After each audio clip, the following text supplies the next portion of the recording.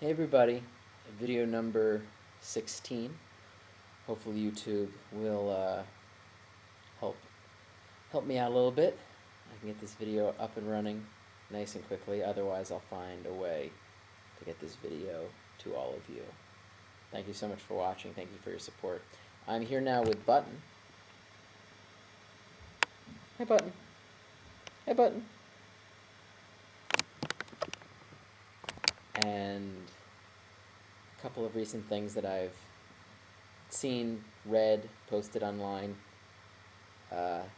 along with Button's wonderful, gracious presence, has inspired me for this video to talk a little bit about why I'm vegan.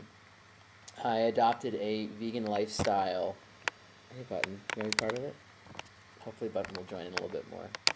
I adopted a vegan lifestyle in 2009. I'll be celebrating 4 years of being vegan on September 1st, which is coming up in the next 3+ weeks. I initially went vegan for my health. I watched a documentary called Food Inc. I read a book called Skinny Bastard by Rory Friedman, and my lovely wife was in the midst of her year-long journey toward going vegan also, and shared many bits of information and gems, and I got to follow her beautiful example and cook with her and discover more about foods that I didn't know, and just built up my awareness of what eating plant-based and living vegan was all about. So as I said, I started off for health reasons, but very shortly after, and really probably right from the beginning, it became an all-inclusive experience. Health, my love for animals. I called myself an animal lover for a very long time, and I didn't realize, I really did not make the connection that while I was calling myself an animal lover, I was eating animals who had to be killed for me to eat them, and before they were killed, were confined and tortured, as 99% of the animals that are raised for food, for meat, in this country, most likely around the world, are bred straight into this life of misery, of suffering. And it's not pleasant to talk about. I don't enjoy talking about it. I'm a very positive person if you know me.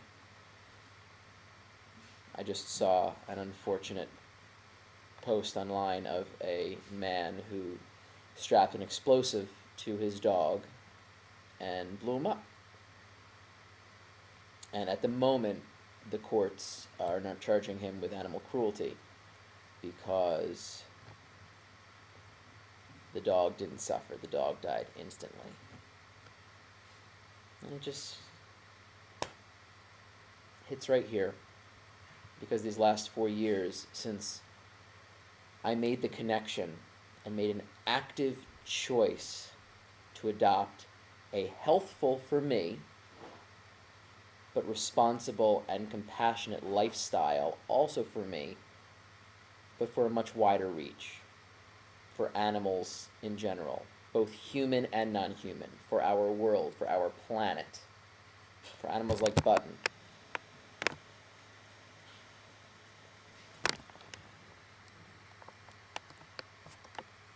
You know, we don't eat cats and dogs here in the United States, but they are eaten in other places in the world. Other places in the world don't eat cows.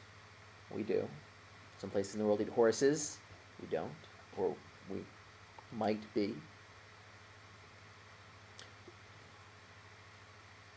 To surpass, to go beyond the weightiness of this, the heaviness, the negative talk of this, because it does involve suffering and death, I want to appeal to all of you with the 2 words compassion and awareness. Actually, we'll do 3 words. We'll do compassion, awareness, and consciousness. And let's do 4 while we're at it. Compassion, awareness, consciousness, and responsibility.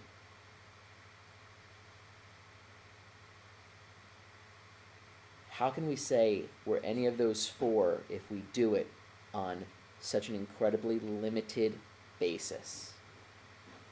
Can you say, hey, yeah, I'm 80% compassionate?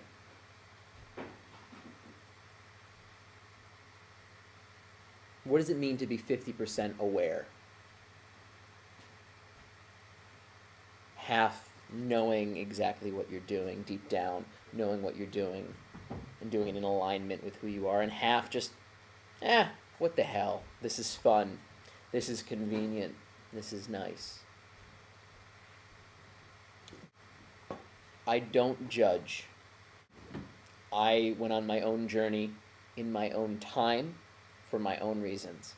And I know all of you out there are doing and will do the same. I had some very influential resources and people in my life to help guide me, to toss me a little clue. They shined the spotlight on what I was afraid to see, afraid to learn, afraid to do. And at least it provided me the opportunity to say, now I know everything.